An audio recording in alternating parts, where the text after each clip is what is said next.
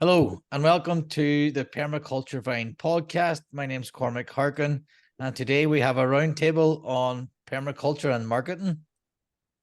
Today I'm joined by Jason and Brandon. Welcome. Hey, Cormac, thanks for having us. Jason, do you want to introduce yourself? You want to introduce yourself first there, Jason? Okay, well, my name is Jason Thomas. I have a podcast called Regeneration Costa Rica. And for a few years now, I've been interviewing leaders of different regenerative projects around the country, just kind of seeing who's doing what to bring the country toward carbon neutrality or just environmental and social well-being, really. And through that, I host events for landowners to help them with their business models. I'm driving some eco-village tours in January, and I do one-on-one and group work with regenerative entrepreneurs that want to get their business model together in a way that's in alignment with their values. And we use the permaculture design method to do that. Great stuff, Brandon. Yeah. My company is called GYGO, Grow Your Grass Off. We've got a podcast and a website. You can look us up, growyourgrassoff.com. And yeah, for me, I've just really been inspired by helping people to design their life. Like Jason was saying, it's kind of like you can just apply permaculture into a lot of these different avenues so people can hold on to it more. So we're offering a course actually pretty soon. We're trying to help people go through that process of, it doesn't have to be a homestead scale, but it's basically the homestead adventure that people go on. So the journey, right? So it's helping people to approach things through mainframe design. So that's something that we could unpack, but it's really fun for us to really help set people up for success, whether they're just about to purchase land. And so we see that there's a movement for people going back to the land and going away from maybe urban setting into more rural. And so there's a lot of skills that we've got to bridge, to get there. So that's what I'm really passionate about. Thank you. Well, it just dawned on me there now the three of us have podcasts. So a good place to start. We've all chosen that as a marketing tool. Brandon, it's a great way to spread the word. Sorry?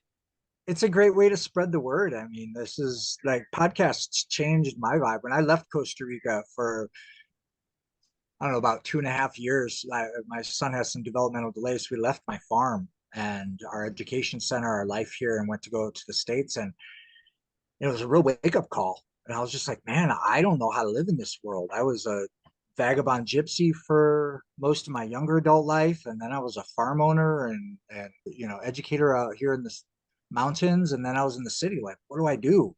And it was podcasts that really got me. I used to be a balloon artist. So I listened to the Balloon Artist podcast and Zivi Kivi, my first coach. And the first guy I bought a course from, he was teaching people how to be balloon artist professionals and children's entertainer professionals. And like his podcast totally transformed my life. That and Tim Ferriss, and listening to his podcast and just being like, man, I have been pushing money and business and marketing and all this stuff away for all of my rebel life. And it has really gotten me to the point where I haven't shared what I have to share with enough people because they just don't know what I'm doing, because I can't reach them, because I don't know how, because I don't know how to sell, I don't know how to market, I don't know how to put myself out there. And I'm actually against it to degrees. And yeah, I've found my first and many mentors through podcasts. So, and here we are. We're somebody else's mentors. This is awesome. It's a great platform. Brandon, you have had a few good guests on yours as well. Yeah, it's been a lot of fun. I love it. I'm inquisitive by nature, and so I don't personally listen to a ton of podcasts, but I have, and it is inspiring. It's almost like a wormhole you can just get sucked into, and you just continue to, get inspired. I think for me, it's rewarding to understand and unpack sort of the secrets that people are presenting and connect, network. So even just for that, it's a personally sort of gratifying process, that you can go on. But it does build your network. And so you can call upon people and sort of create this sense of community where people are trying to help each other out. And so we had Joel Salatin on our show and others that are really doing a lot of fun things. And it's like humbling and fun to say, these people are willing to take some time out of their day to help something that really matters to them. And so I think that's the key for me, is like, there's there's so many people doing the good work, you know, in terms of trying to help humanity in general. So I feel like it's a tough road to go and try, like Jason said, you know, you got to get the word out. If a tree falls in the woods, do you hear it? You know, so we're kind of, you know, you gotta get yourself out there and try and create that mycelial network, you know, so you can kind of share your gifts. And I totally agree with that sentiment, because, you know, we all have something to share. And if you're just gonna, you can keep it to yourself, no problem. But I think, you know, branching out, and there's a moment where I think you have to decide, you know, are you gonna step into that realm? And I don't personally like social media too much for my own personal consumption, but as a tool, you know, choosing those right things, you know, that you can actually say, hey, I'm going to plug in for these reasons and use it for what it's really going to benefit me the most, then, you know, definitely it's an avenue. And it really allows us to connect, you know, as much as we, you know, maybe want to continue to have face to face, you know. Yeah, for me, it's a low barrier to entry because I did mine with USB mic, and our first few were done. The microphone wasn't that great. It was just the microphone on the computer. And then as a consumer of podcasts, I learned a lot. And then once you start doing them, it's easier to say someone, if you want to learn from someone, they say, would you come on the podcast and have a chat, rather than just phone them up and not chat. But for me, it was an easier thing. And then from our perspective, it's a learning experience. So we're sharing that learning experience with others. And then hopefully, so that was the two sort of angles I look at it from, was the trying to learn and then trying to share that learning with others as well. And it's been great, a great way of networking as well, getting them contacts and learning mostly. So what, if I could take it then, for me, starting my Vine, I found it very, very difficult. I don't know about you, but you have all this information out there, lead generators, do it this way, do it that way. And it's like when you first try to learn marketing, how do you market yourself? There's a lot of noise and a lot of gurus selling you a lot of things. Do it my way. And you have another YouTube video. No, don't do it that way. Do it my way. This is the best way. It's like, how have you navigated that starting out? Well, I think for me, one of them has been putting down my judgment. Like really, there's many people that I've been studying with that many of my peers wouldn't bother. You know, I did my round of checking out a bunch of Tony Robbins stuff and Dean Graziosi and the ClickFunnels world, and just a lot of these marketers that are kind of your modern day traditional conventional marketers. And what I've kind of the role I've given myself is this bridge, you know, and so I've decided to investigate these methodologies that have a lot of hype behind them and profit driven and even sometimes profiteering, that but the methodologies, the tools they're using are wise, they work, right? So I've been seeing myself as a bridge from these like modern day tactics to the grassroots movement. And like, how do I understand why that works and frame that methodology in the through the lens, right? So as far as cutting through the noise, I think part of it for me has just been like really being willing to take a lot of courses, study with a lot of mentors, read a lot of lead magnets, and just consume and understand a broad spectrum of what's possible.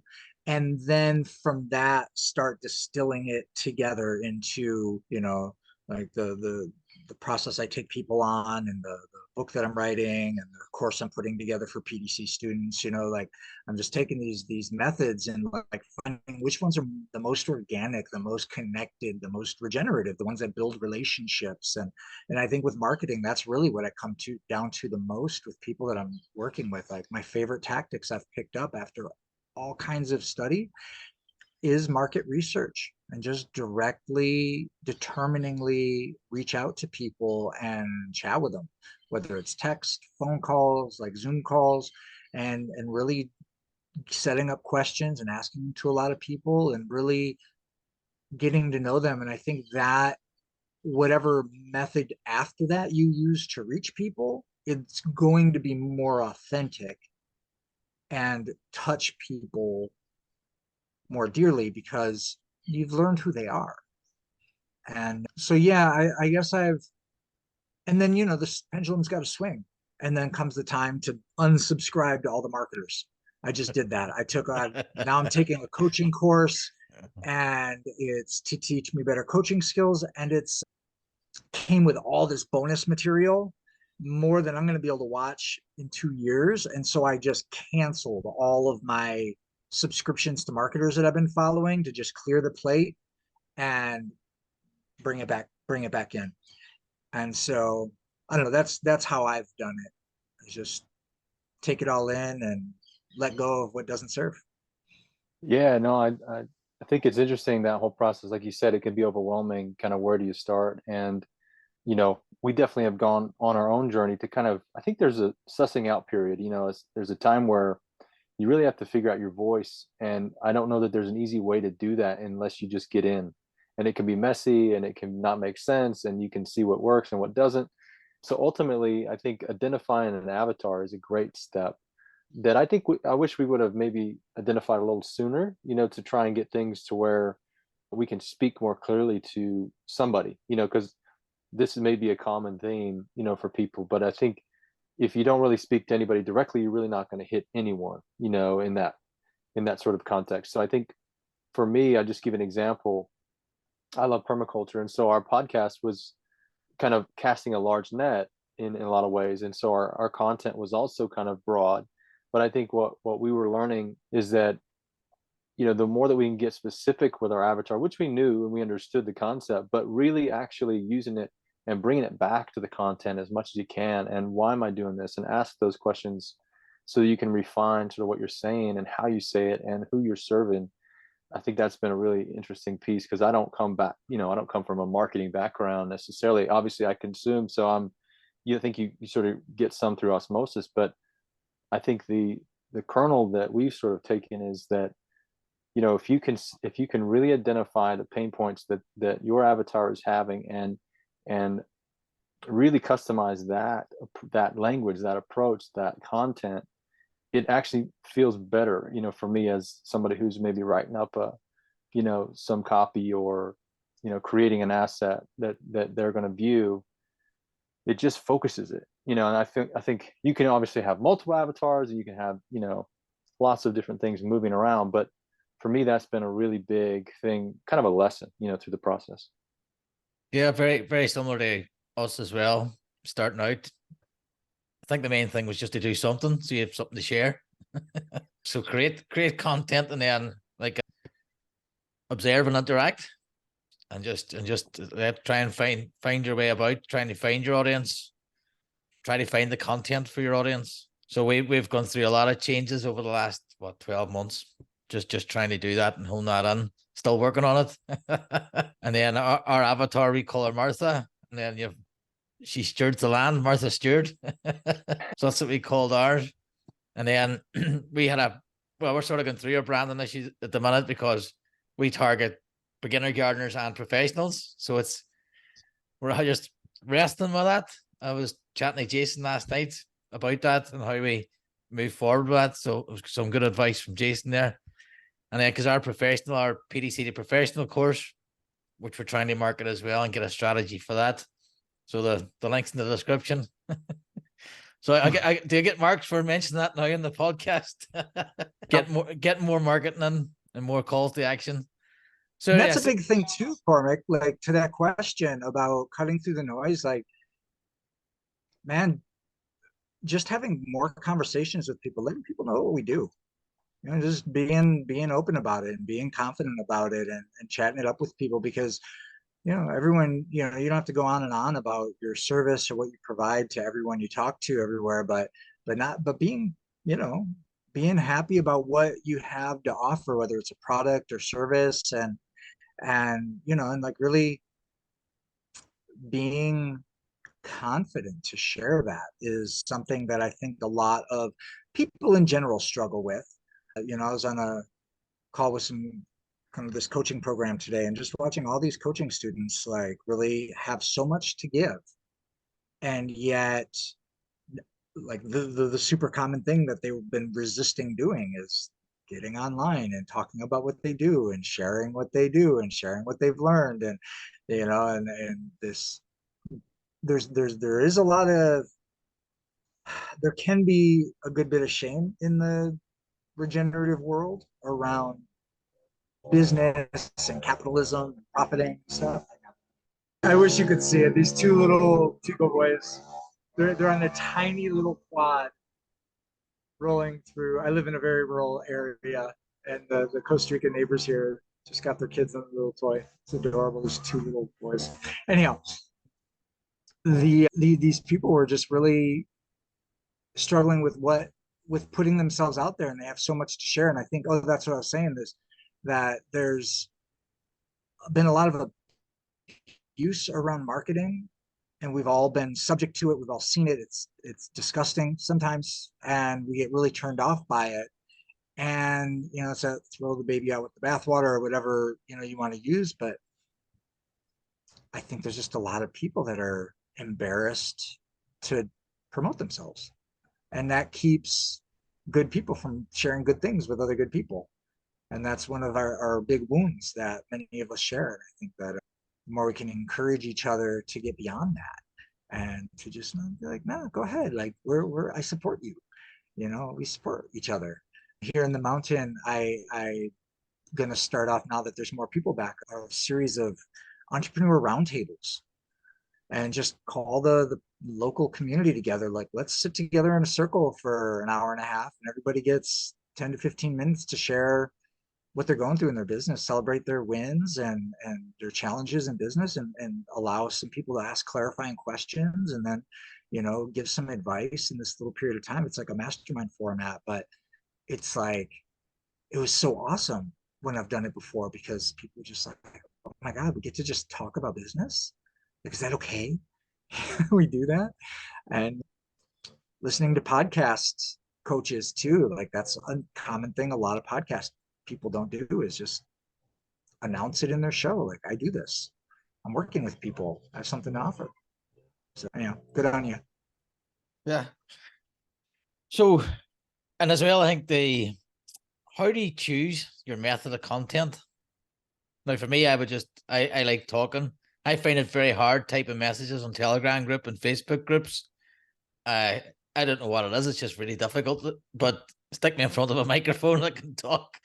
So I think it's important that you find the right medium that you're comfortable with. What do you think, Brandon? Yeah, I agree with you. I like it too. I think for me, it's also kind of, yeah, how much do you really want to plug in, and how much time do you have? I think you got to look at all those kind of constraints and see what's a good fit. For me, I like to write, so it could be more long form, or it could be blogs, or what, and also like what is it you're presenting? Like, how's it easy for the person you're trying to share it with? How can they reel it in? How can they absorb it well? And I think video in today's world is really something I've delved into a little bit. I'm not a master, video guy, but I've been able to kind of learn some tools and tricks. And I think for me personally, that's something I really gravitate toward, because it's not to say like it's the ultimate, but it's sort of this experience that you can share, and you can kind of bring it to life, and having something that's mixed, I think, is really nice, because I like substance too. I don't want to just see a bunch of pictures. I want to learn something too. So I think for me personally, I like a mix like that, where you can get inspired, you can learn, you can get updated information from some project, so I look to YouTube a lot, for my own journey, in terms of seeing what's out there. But yeah, I mean, I do think, kind of the broader marketing question, I think having having a little bit of a mixed approach is good, because like I know you like to do, is you have content and you've done some work, let's say for the week, that can spur on lots of different tangential, pieces or assets, right, that you can use. And so you don't have to necessarily create, endless amounts of content, but you can kind of plan it out so that one sort of push gets you a lot of different, pieces that you're sharing on these different platforms. And then you could also bring in something like Chat GPT, and that's a conversation in itself, really. Yeah, content creation, like one thing that I've really been leaning on is recycling, repurposing. And, I do one podcast interview, and now with my last one, I started finally posting transcripts because the AI transcript generators they're good now. And you can really pump out some great transcripts and get that in text for some people are deaf. And that helps them. It makes it more accessible. And Google's one of them. And the SEO bots find the great conversations you're having and makes it easier for people to find it. So repurposing your audio and video content into transcripts is a really great way to spread that around. And even, we've got audio podcasts, but hey, we're on a video call, might as well pop it up on YouTube also, right? For people that like to watch it, and that's their channel. And so, and then stripping things down into highlights.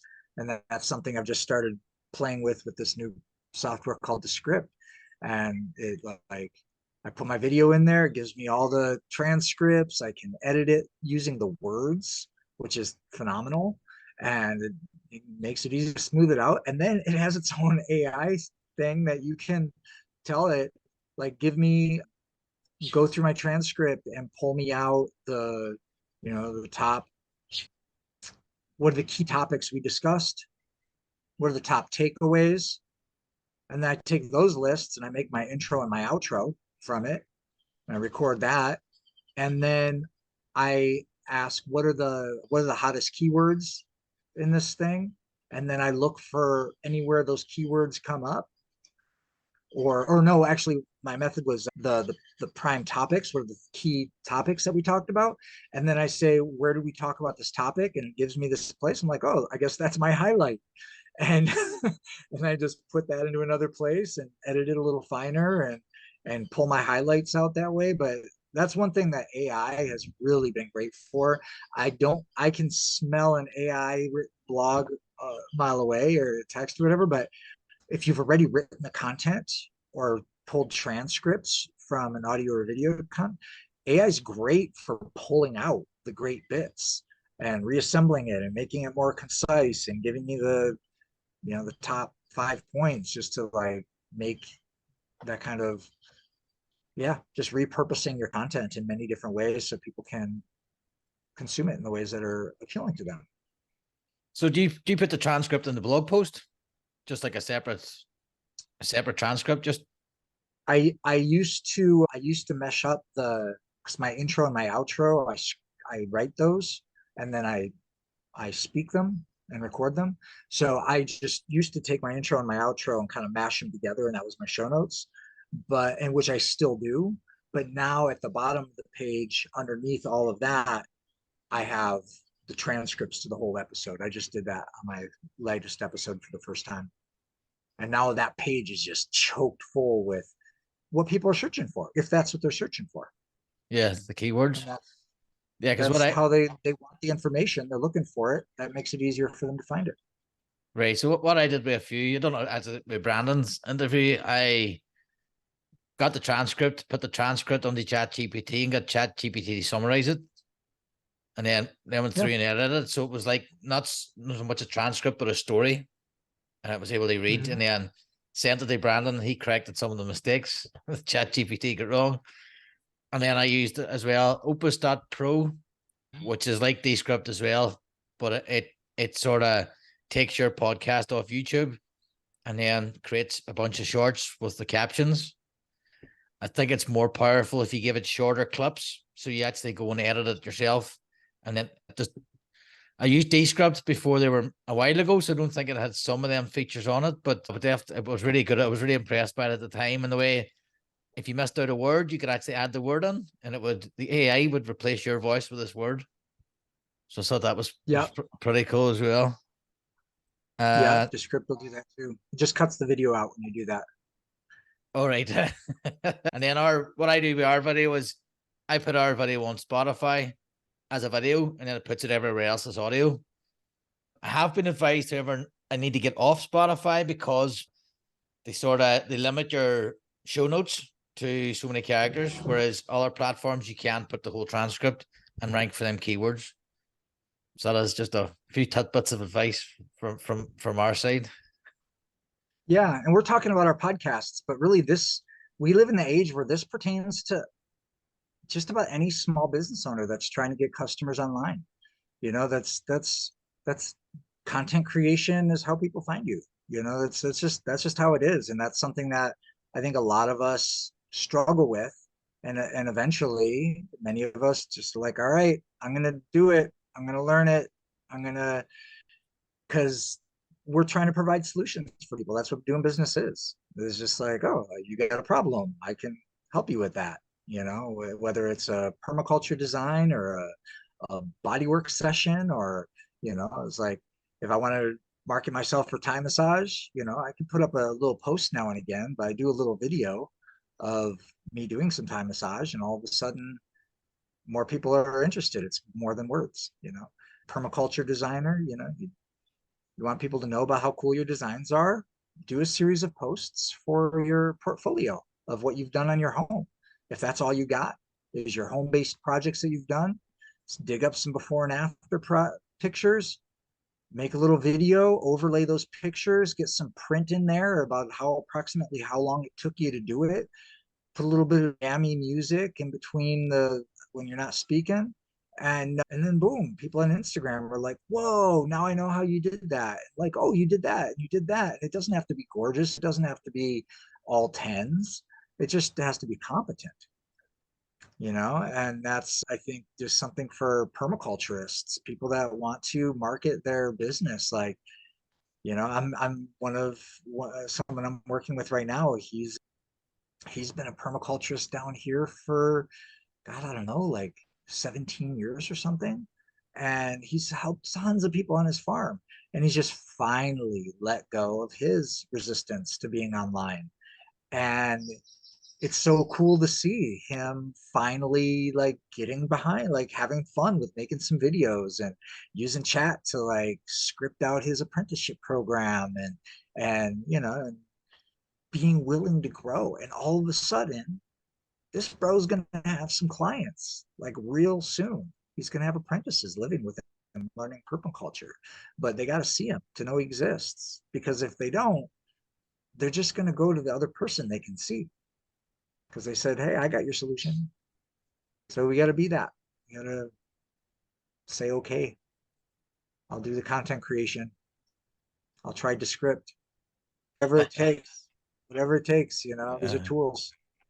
I think it's a good way to look at it. Yeah. I like I'm similar that way in terms of saying, like, what are we really doing here? And when you said, we're basically creating solutions, and I don't know where I read it or where it was, but the bigger solution you can offer, the more money you can make, really, right? With business, it's like, if you can figure out a way to solve more people's problems, then that's going to be, an opportunity, right, for you to do well. And I think it is definitely a commitment. I think because we've definitely gotten to the point where, when you get stressed or you have a lot of things on your plate, the content is what goes to the wayside. One of the first things, I guess, right, in terms of you're not being consistent with your posts, or you've had lag time, and people are always probably wanting to have their routine or their schedule, and so that's definitely something that I think a lot of people probably fall short on, is just the time commitment, and what does it really take to stay current and to stay, it's sort of a game, right? It's just like, what are you going to do? Maybe there's other industries out there where you don't have to continuously produce content, but I think for bringing it back maybe to permaculture, Cormac, what you're sort of initially prompting with this, I think with permaculture, people want to see it, and I think your point, Jason, is really great, because it's so ethereal, like it's out there in the clouds, right? People can't bring that home because they need a PC, or they need a paradigm shift to be able to really see kind of the value. And so I think that's been a challenge in some ways, because how do you market something that people don't necessarily understand, that they don't see, because there's some great examples out there, but they don't really know. You look at a painting, you don't really know what it took to create that. You just see a beautiful painting, but for somebody who's wanting to have that experience to go through it, it's almost like we have to create that awareness and education, as a part of that process. And so I think one of the biggest things when it comes to permaculture, whether it's design or whatever, is show. You're showing rather than telling, like you're saying. And what is it that people, they can have an experience? I think that's what I'm passionate about the most is can we do something that's different and innovative so that people can get that aha moment and really get charged by what they see and so they can bring into their life quicker. And I think it's there. Like, we've done that journey, right? We've gone and we've been inspired by somebody doing something cool. So how do you get that? And it depends on the goals. What are your goals as a business? What do you want to accomplish? But for me, when we're talking permaculture, I think people, if you can even just not use the word permaculture, you can just be able to show something, that people can bring home, and you don't have to label it necessarily, but just like, this is what it is, right? And I think it's a journey we're evolving through, trying to bring permaculture ideas forward. But at the end of the day, it's a methodology and it's an approach to life, which I think we all can get. A lot of people, it's just like, it connects, but bringing it to a large audience, I think that's a unique skill set. And some people, they get it and they can share that specific niche that's in the, that they want to present, whether it's animals or whether it's something. But that's something that Penny Livingston taught me back in the day, was like, you kind of have to pick a lane, so I don't know, I kind of went off there a little bit, but that's just some quick thoughts. Yeah, so that's sort of moving on the line of, so like, we can talk about marketing our own businesses, our own part of permaculture, but how does permaculture market itself? Or how do we help market permaculture to a broader audience? Any answers there? Not call it permaculture, number one. That's what you're saying. And I'm just waiting for this little thing to and then it's getting away at a chat last week there about the dogma of permaculture, that you can get a lot of people get caught up in it, that's not permaculture, and not wanting money for services, but saying, here's my Patreon. No, like, I'm not going to sell you anything, but you can give me something for free or buy me a coffee. I'm not sure that's the best approach, but I suppose it's going to take multiple approaches, again, diversity of approaches, and just everybody doing their bit, doing it on their own platform. And then, if everybody just sort of does it well and have proof that it works, well, then you show that. That would be my 2 cents worth. Yeah, no, I think there's some good examples out there, like Dr. Lane Ingham. I've followed her for a while. She's proven her method, let's say. Maybe some people don't agree with her.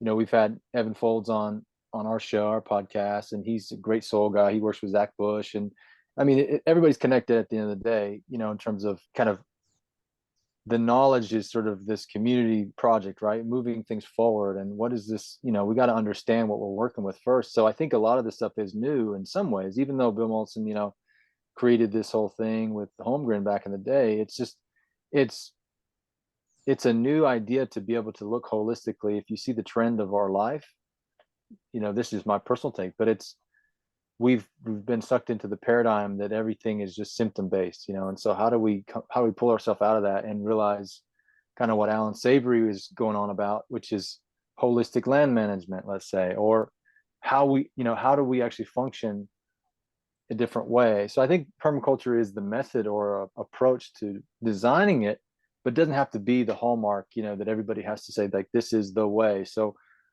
going back to your comment about, is it a cult thing, where we have to, like, you can't earn money, or, I think there's got to be this integrated approach where, we're not just, we want solutions, but it's not like everybody has to be on the bandwagon of permaculture to get it done. I think the people who see that permaculture is a useful tool and it just clicks, like it's like the glasses you can put on and you can approach problems in a cool way. It's a methodology, but it's not necessarily like you're beholden to just do, the permaculture, method, and that's it. Well, as far when you ask the question, like, how does permaculture market itself? And it's interesting because obviously permaculture isn't a thing. It's a body of information and a design science that was designed by these guys. And I think we talked about in the podcast interview that we did is like Bill and David, they went on their hero's journey. They set out to find best practices for land management. And in the course of it, they discovered that it wasn't about the techniques, because the techniques up there didn't work and the techniques down here were different. And, the techniques change depending on your focus. But the principles behind the technique, like they got smart. They were like, okay, that's your technique. Why do you do it that way? Why is it important that that's why you do it? And doing a lot with, what learn to do with clients, just like when goal setting, when people state their goals, like, okay, cool, those are great short and long-term goals. Why are each one of those important to you? And actually, let's keep asking that several layers deep. And I think that happened eventually with the permaculture principles. These guys are just like, wow, it's not about the techniques, it's the principles that are making these different techniques be the best practice in this situation. And then in their books, they talk about applying it to more than land management, applying it to community building, family life, business, municipalities, and et cetera, et cetera. So just to understand that, I like the founders of permaculture, the people that coined the name, they went through their process of realizing that permaculture as a design science is applicable to anything you want to design in an intelligent, efficient, and effective way that takes into consideration this holistic context, the context in which you are designing, and that includes your personal inner state, your family life, your community, how it affects the critters and everything, and how it's affected by, you get into biodynamics and the cosmos and all that. But the institution of permaculture, for instance, the Permaculture Institute of North America, PINA, and I've begun working with PINA. They've got a Mighty Networks group for permaculturists. Anybody that wants to be part of a non-meta community of permaculturists, I highly recommend checking out the PINA Mighty Networks group. And I just created a space there called Right Livelihood, because in talking with the moderators and administrators of that network, they get it. Tens of thousands of students are graduating from permaculture design courses wondering, what's next? Cool, great information. How do I do anything with it? I didn't get much hands-on experience. I don't feel confident doing anything. All I have in my mind is I'm supposed to volunteer somewhere for 3 years and learn on somebody else's farm and whatever other things that brings. And then they don't have business skills either.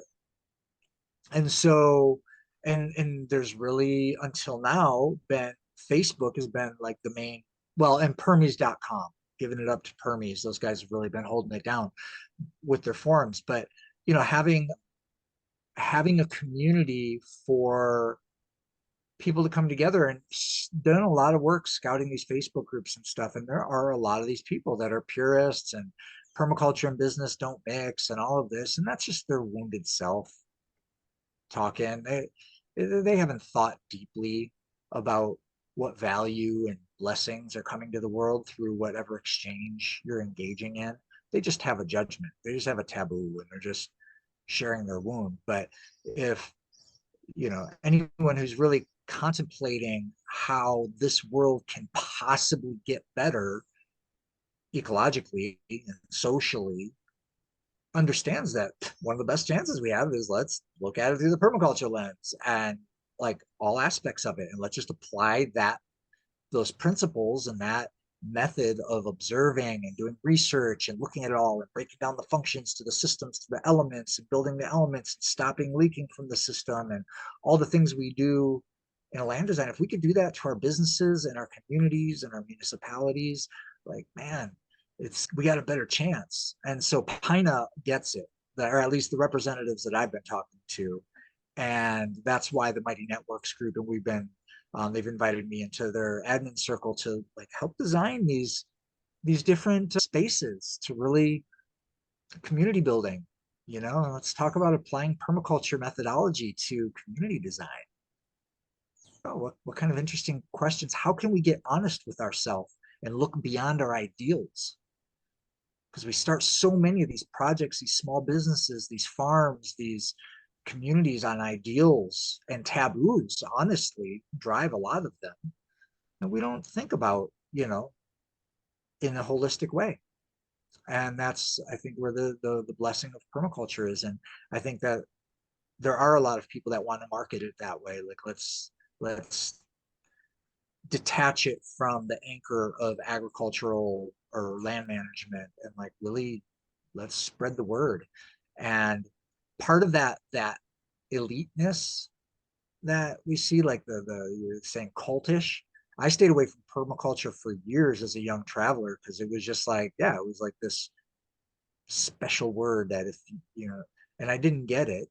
Nowadays you can get free permaculture information. You can take full courses for free online, pre-recorded. You don't have to go on a retreat to learn permaculture. So that whole story doesn't really hold much weight. But yeah, it's just taking these taboos off of it, I think, are its best chance to flourishing as a movement. It's like, okay, my permaculture is better than your permaculture, or all of this stuff. Like, we don't need that. We just need to keep encouraging each other to do better. That's really what it's about. The more we can let go of the taboos that are putting each other down for not being my version of ideal, that's not helping anybody. No, definitely not. And I learned a new phrase here last week, perma bros, whatever that means. I don't know, bros that practice permaculture.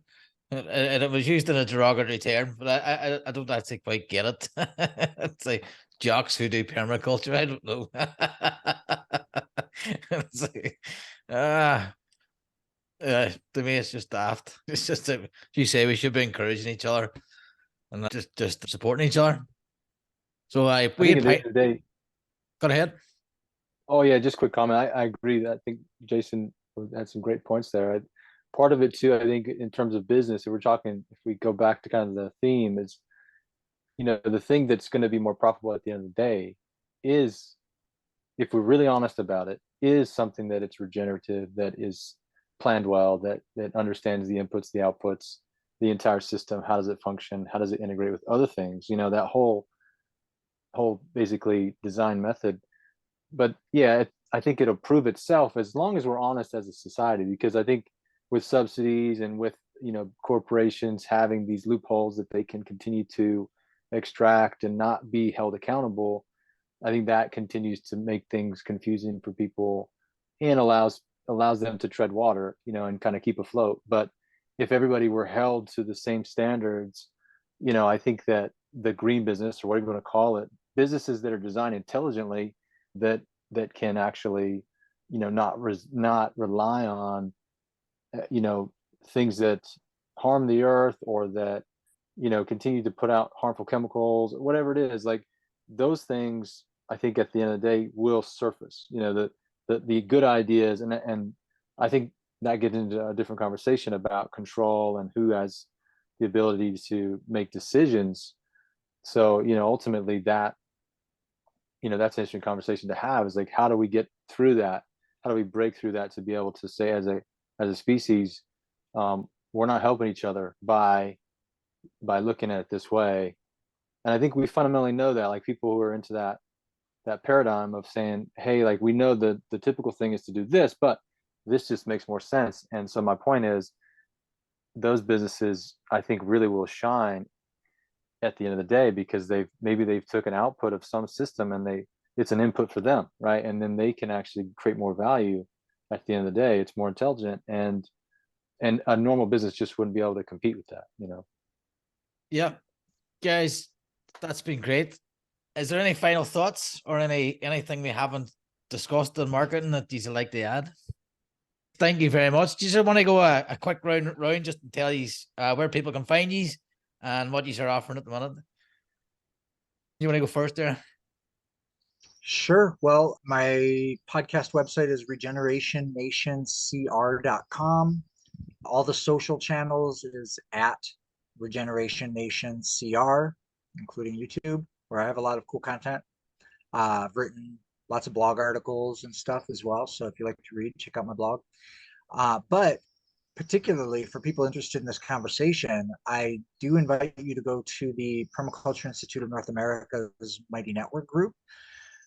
It's a jumbly URL, and so I've got a link. You can either search for it or you can use the link regenerationnationcr.com/right-livelihood.